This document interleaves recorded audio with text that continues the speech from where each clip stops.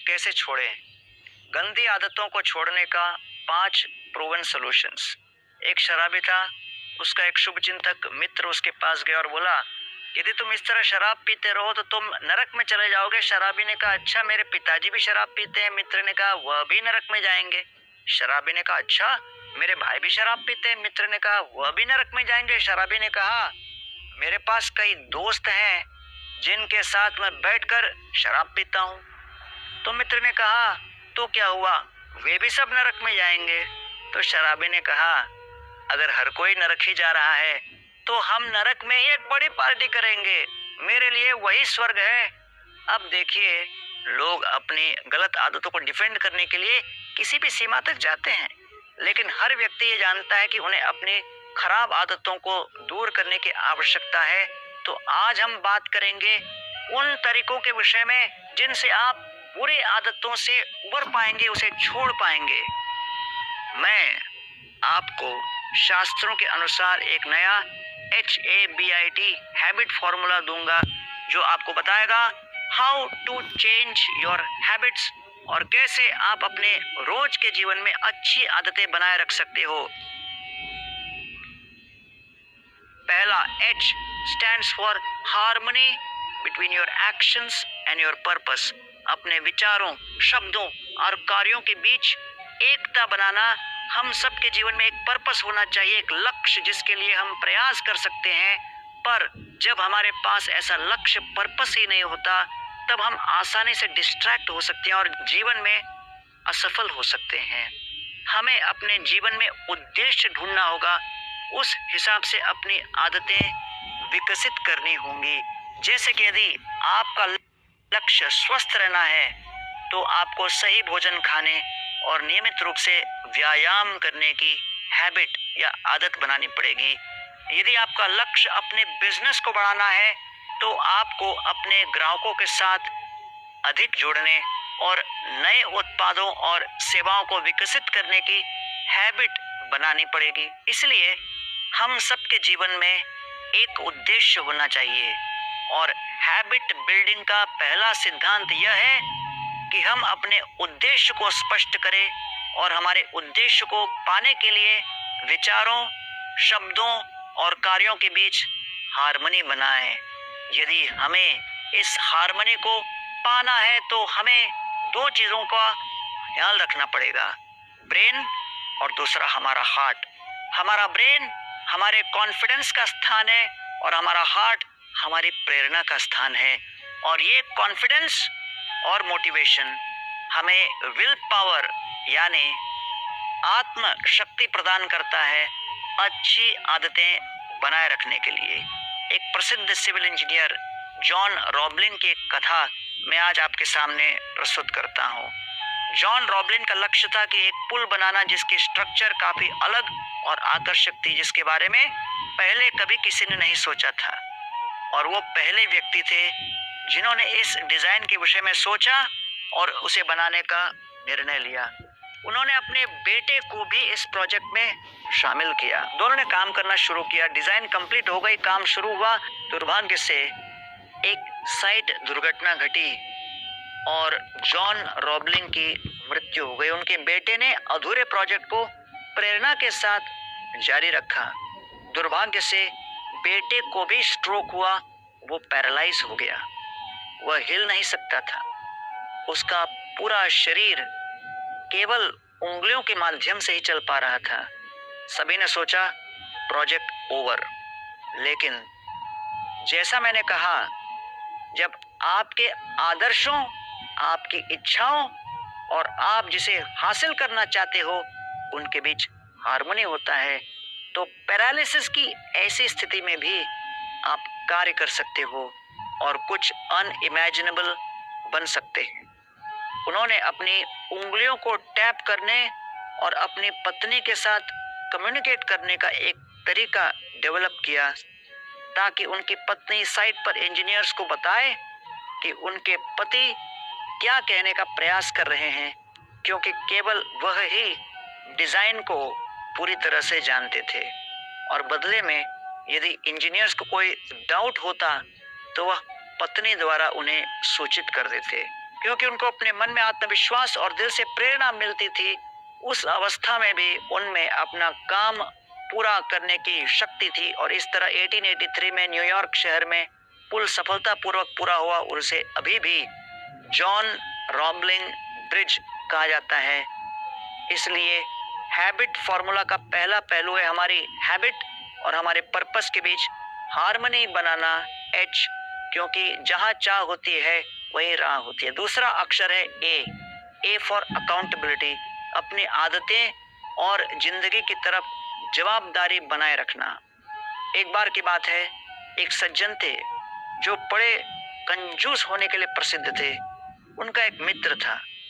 वे दोनों नाव की सवारी करने गए और नदी के बीच उस कंजूस को अचानक अपना बटुआ निकालने और उसे पैसे गिनने की इच्छा हुई। यह उनका पसंदीदा टाइम पास था और जैसे वह पैसा गिन रहे थे, एक 50 पैसे का कॉइन नीचे नदी में गिर गया और कंजूस का लगभग हार्ट अटैक आ गया।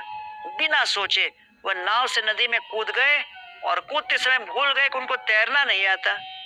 डूब रहे थे, अपने दोनों हाथों को ऊपर उठाया और कह रहे थे, मुझे बचाओ, मुझे बचाओ, अपना हाथ दो, मुझे अपना हाथ दो, मुझे अपना हाथ दो। और दोनों हाथ उठाकर कह रहे थे, मुझे बचाओ, मुझे बचाओ। तभी उनका मित्र जो नाव पर था, तुरंत उसने अपना हाथ आगे बढ़ाया और कहा, अपना हाथ मुझे दे दो, अपना हाथ मुझे दे दो, हाथ मुझे दे दो। लेकिन डूबता हुआ कंजूस केवल हाथ ऊपर करके बचाओ बचाओ ही बोल रहे थे। बोले, भाई हाथ दे दो, हाथ दे दो, हाथ दे दो। सुनने को तैयार नहीं। तभी एक और व्यक्ति जो नाव पर थे बोले, भैया ये कंजूस है, दे दो दे दो, ये भाषा नहीं समझता। अपना हाथ आगे बढ़ाकर बोलो, मेरा हाथ ले लो, मेरा हाथ ले लो, और देखो उसकी प्रतिक्रिया क्या होती है। तब नौके पे खड़ा हुआ मित्र ने हाथ आगे बढ़ाकर कहा, मेरा हाथ ले लो, मेरा हाथ ले लो। तुरंत उसने उसे पकड़ लिया और तब वो उस डूबते हुए अवस्था से बच पाया। इस कहानी का मॉरल ये है कि जो कंजूस व्यक्ति था, वे अपनी आदत के कारण मौत के इतने निकट होते हुए भी अपनी आदतों को छोड़ नहीं पाया। इसलिए आवश्यक है कि हम अपनी आदतों की अकाउंटेबिलिटी लें, यानी उसके प्रति जवाबदारी लें और किसी भी स्थिति में न छोड़ें। और इसलिए यदि आप आदतों को परिवर्तित करना चाहते हो, यह आपके लिए बहुत मायने रखता है कि आप अकाउंटेबिलिटी रखें और कंटिन्यूअस हिसाब रखें कि आपकी आदतें अच्छी तरह से विकसित हो रही है अथवा नहीं। तीसरा अक्षर हैबिट में एच, ए के बाद बी फॉर ब्रेकलेस कंसिस्टेंसी, बिना रुके अपनी आदतों पर काम करना। क्योंकि ब्रेकलेस कंसिस्टेंसी, जैसा कि आप जानते हो, आप एक फिक्स्ड गतिविधि के साथ एक आदत परिवर्तन शुरू कर सकते हैं, लेकिन फिर कुछ समय बाद मन आपको विश्वास दिलाता है कि ठीक है, एक ब्रेक ले लो।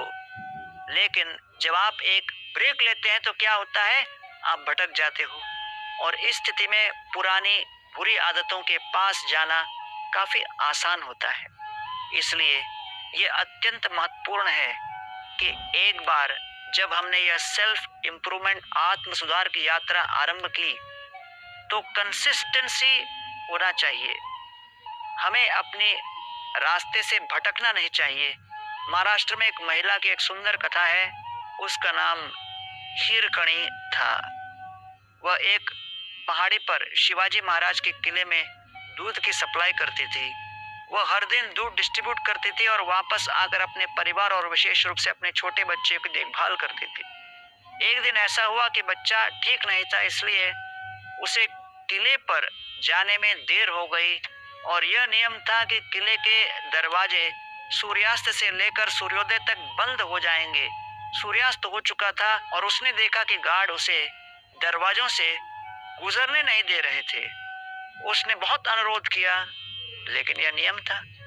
और जैसा कि वह सूर्योदय की प्रतीक्षा कर रही थी, उसे पहाड़ी के नीचे अपने बच्चे की रोने की आवाज आ रही थी। मेरे बच्चे की लगातार देखभाल करना मेरा कर्तव्य है, उसने सोचा। उसके पास केवल यही विकल्प था, सूर्योदय तक प्रतीक्षा करे या आधी रात में चढ़ाई करने का प्रयास करे, जो बहुत खतरनाक था। उसने अपने आराम का त्याग कर अपना कर्तव्य पूर्ण करने का निर्णय लिया। उसने आधी रात में चढ़ाई की, जो कि काफी खतरनाक और मुश्किल था, लेकिन कर्तव्य निभाना आवश्यक था। वह अपने बच्चे के पास पहुंचने में सफल रही, उसकी देखभाल की और रात में चढ़ाई कर सूर्योदय तक दूध लेकर किले में पहुंची। अगले दिन शिवाजी महाराज ने जब कहानी सुनी, वह इतने प्रेरित हुए कि उन्होंने किले का नाम उनके नाम पर रख दिया, हीरकणी दुर्ग, जो इस मिसाल थी अपनी आदतें लगातार पालन करना कितना आवश्यक है। तो अगर आप अपनी बुरी आदतों को छोड़ना चाहते हो तो अच्छी आदतों को कंसिस्टेंटली बिल्ड करो। जीवन में कंसिस्टेंट रहना बहुत आवश्यक है। कोई भी आदत या कार्य बिना कमिटमेंट और कंसिस्टेंसी के करना संभव नहीं है। 4th I फॉर इंक्रीमेंटल, यानी कि अगर आप अपनी बुरी आदतों को छोड़ना चाहते हैं तो आपको छोटे छोटे स्टेप्स लेने पड़ेंगे उस गोल की तरफ, ताकि आप सक्सेसफुल हो सके। जब हम अपनी आदतें बदलना चाहते हैं तो यह उम्मीद करना गलत है कि चीजें रातों रात बदल जाएंगी। परिवर्तन धीरे धीरे होता है। मेरे एक दोस्त, वह कॉलेज ग्रेजुएट थे, उन्हें 60s के दशक में वियतनाम की सेना में भर्ती किया गया था। उनके पास कोई खास ट्रेनिंग नहीं थी, लेकिन जब वह जंगलों में वियतनाम की लड़ाई में गए, वो अचानक गोलियों की आवाज सुनी। उनके एक मित्र गोलियों से लहूलुहान हो गए और धरती पर गिर गए। तो अपने मित्र को धरती पर गिरा देखकर उन्होंने तुरंत उसको उठाया और कवच बनाकर अपने आप को बचाव करते हुए वह अपने पड़ाव की ओर आने लगे। और जब वह अपने पड़ाव की ओर अपने मित्र के मृत शव को लेकर आए और फिर उसे जमीन पर छोड़ा, तब मालूम पड़ा कि उनका मित्र वास्तव में मरा नहीं था, जीवित था। इसको देखकर पूरी सेना सचेत हो गई और मेरे मित्र को सेना ने अपने जान पर खेलते हुए मित्र के जान को बचाने के लिए वीरता पुरस्कार दिया। अर्थात उस परिस्थिति में वो जानते थे कि कायरता के कारण अपना बचाव के लिए उन्होंने अपने मित्र के शरीर को कवच बनाकर लाया, लेकिन उस परिस्थिति में उन्होंने उस पुरस्कार को स्वीकार ही कर लिया। इसलिए ये जानना आवश्यक है कि किसी भी आदत को बनाने के लिए कुछ समय लगता है, धीरे धीरे परिवर्तन होता है। एक प्रसिद्ध पहलवान मीलो की कथा है, एंशिएंट ग्रीस की है। कुश्ती के लिए ओलंपिक में लगातार 5 गोल्ड मेडल जीते। उसने अपनी ताकत कैसे विकसित की? जब वह छोटा लड़का था तो उनके घर के पास एक बछड़ा पैदा हुआ और उस दिन ही उसने उस नवजात बछड़े को उठा लिया। अगले दिन उसने फिर से बछड़ा उठाया, इसके बाद के दिन उसने फिर उस बछड़ा उठाया।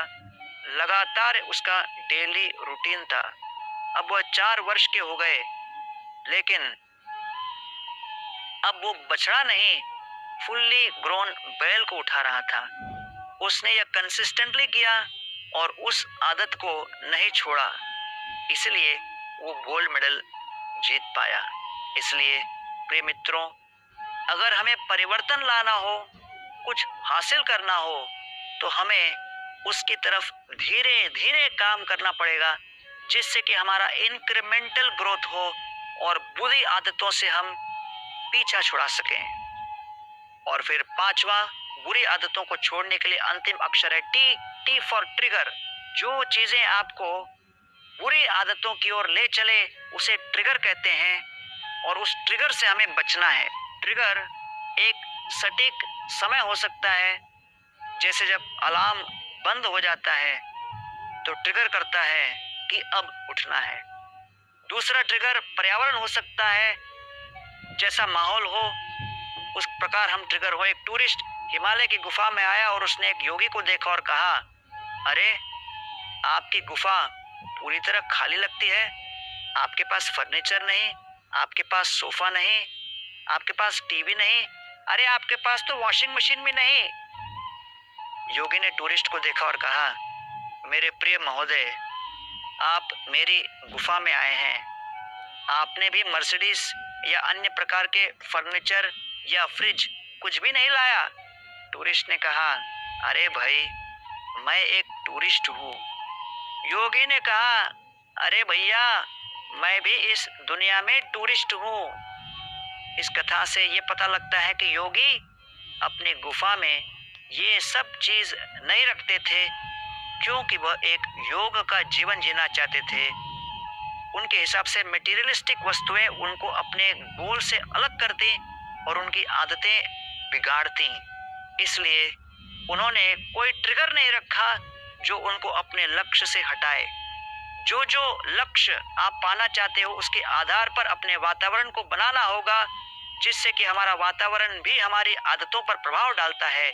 तीसरा ट्रिगर घटनाएं। कुछ घटनाएं हो सकती हैं जिसके कारण भावनाएं जागृत होती हैं। जैसा कि आप जानते हैं, जब आप व्हाट्सएप या फेसबुक पर नोटिफिकेशन देखते हैं या जब आप बजिंग की आवाज सुनते हो, तो आप कुछ भी कर रहे हो लेकिन आपका ध्यान आपके फोन की ओर चला जाएगा, क्योंकि नोटिफिकेशन का घंटा आपके ध्यान को ट्रिगर करती है।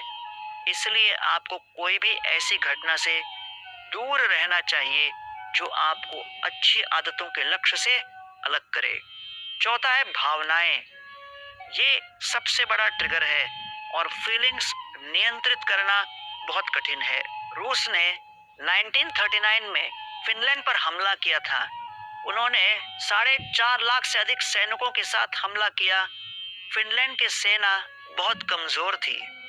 रूस ने 6,000 से अधिक विमानों और 4,000 टैंकों के साथ हमला किया, जबकि फिनलैंड के पास केवल 30 टैंक और 100 विमान थे। सभी ने सोचा कि फिनलैंड समाप्त हो जाएगा, हथियार छोड़ देगा। तापमान 0 से 40 डिग्री के नीचे था, लेकिन फिनलैंड को यह एहसास हुआ कि हमारे पास कोई और विकल्प नहीं। उन्होंने अपने डीपेस्ट इनरमोस्ट शक्ति को सामने लाया। देश की तरफ जो उनका प्यार हो वही भावना थी, और उन्होंने अपने संपूर्ण आंतरिक मानसिक कठोरता के साथ वापस लड़ाई लड़ी। अंत में मार्च 1940 में विंटर पीस ट्रीटी पर साइन किया गया और परिणाम यह हुआ कि रूस ने 9 लाख सैनिक खो दिए, फिनलैंड ने केवल 3 लाख सैनिक खो दिए।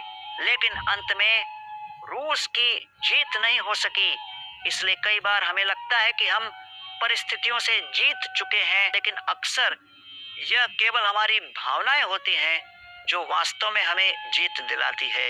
इसलिए भावनाओं पर नियंत्रण करना आवश्यक है, जिससे हमारी भावनाएं अगर हमें ट्रिगर करें तो वह सही तरीके से हो और अच्छी आदतें विकसित करे। इसलिए ये 4 ट्रिगर, वातावरण, हमारा समय, हमारा अतीत और हमारी भावना, हमें इन ट्रिगर्स को कंट्रोल करना होगा ताकि हम अपनी बुरी आदतों से बाहर निकल सकें और अच्छी आदतों को डेवलप करने की राह में चल सकें। अंत में मैं केवल ये दोहराना चाहूँगा कि आदतों को बदलना कोई आसान काम नहीं होगा, लेकिन अगर हम इस बात को ध्यान में रखते हैं कि हमारे पास इच्छा है, इन सभी बातों को ध्यान में रखने की क्षमता है, तो हम अपनी हैबिट्स को सही दिशा में विकसित कर सकते हैं और अपनी बुरी आदतों से हम छुटकारा प्राप्त कर सकते हैं। हरे कृष्ण।